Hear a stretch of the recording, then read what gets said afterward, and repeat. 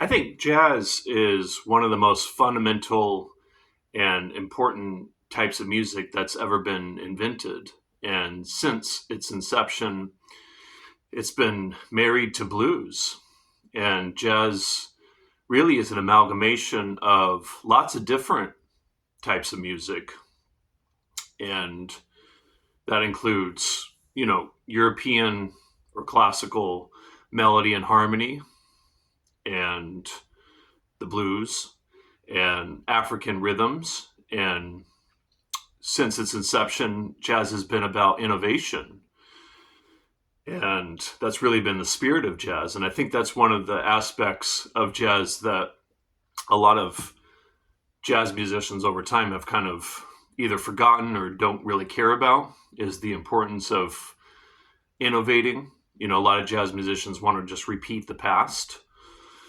But I think being innovative, is an important part of being a jazz musician. And that's true for all the greats that I'm going to talk about here with these records I'm going to share. And so part of the innovative aspect or aspects of jazz is group improvisation, because improvising existed before jazz, but the way that jazz musicians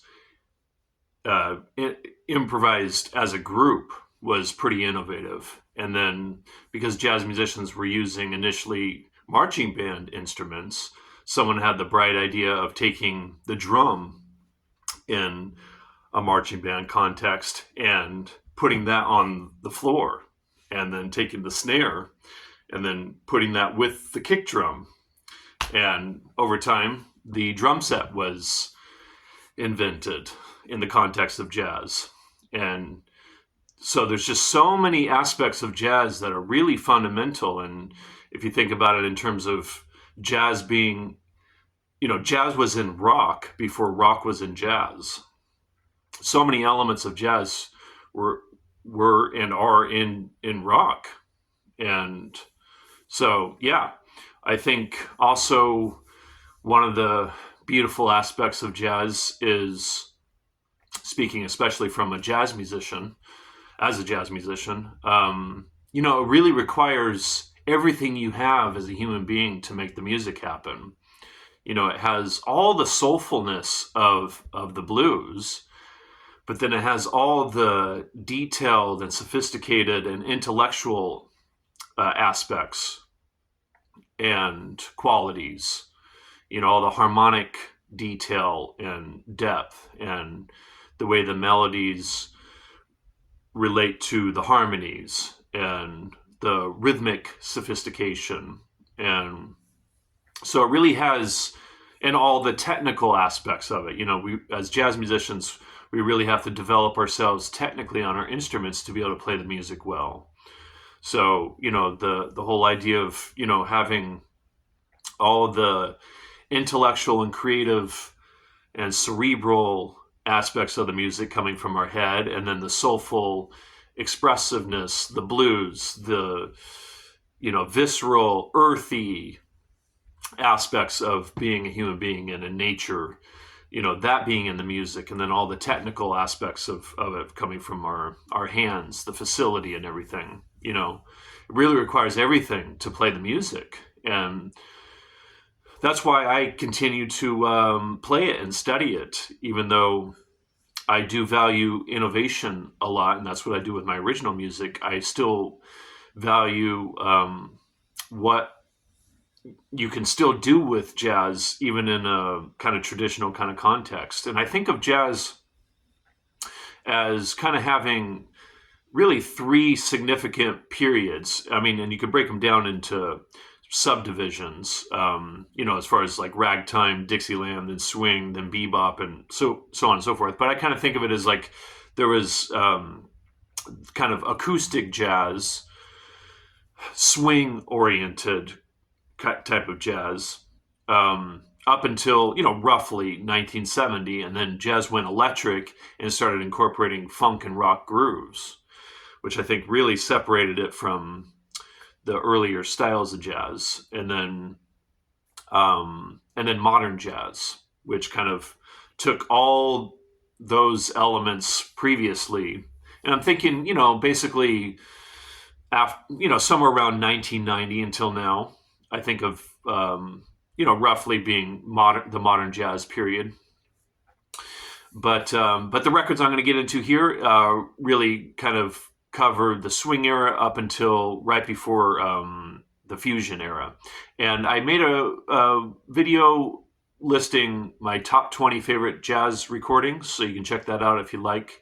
It's under the extra section in my channel. And then more recently, I did a 26 top jazz standards video. And in that video, I share a bunch of jazz recordings.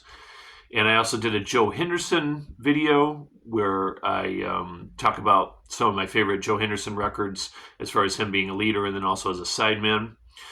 So these records I'm going to get into aren't in any of those other videos. So you can check out those other videos if you're interested. But I wanted to talk about more records that I love and wanted to share and get people, hopefully hit too if you're not already interested or if you're not already into these records. And I'm going to kind of go in order as far as, how they appeared chronologically. From the swing era, my three favorite swing era musicians are Lester Young, Billie Holiday, and Duke Ellington. And so this recording is coming from the Ken Burns Jazz documentary.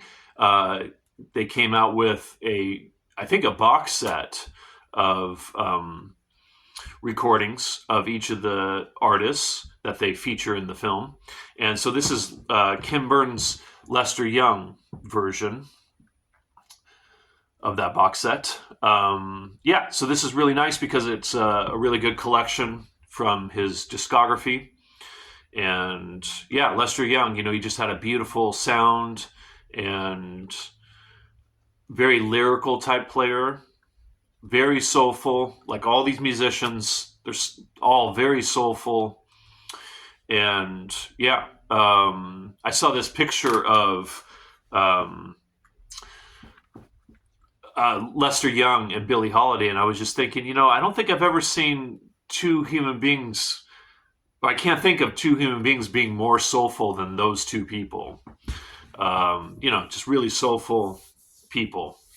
And then I'm not a big vocal guy. I'm just mostly into music. I'm not so much into words or lyrics or poetry. Just being a musician, that's what I like to focus on is music. But I do really appreciate some vocalists.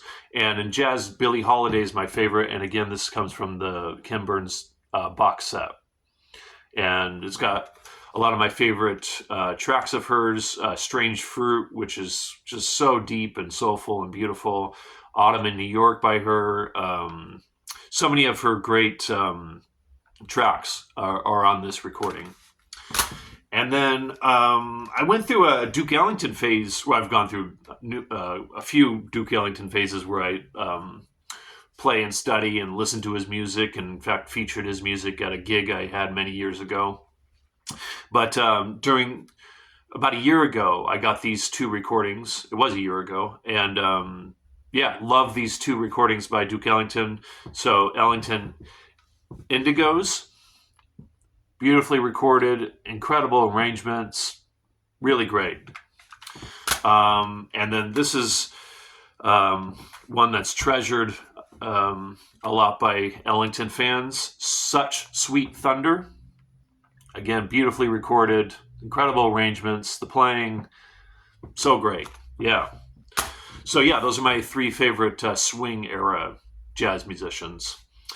All right, and then Sonny Rollins' Nuke Time, or Nuke's Time, which I guess there was a baseball player, I think his name, was Nuke, and Sonny Rollins got into a cab in New York City, and the cab driver thought Sonny Rollins was that bass player and called him Nuke. And then so Sonny Rollins just took that and became kind of a nickname for him.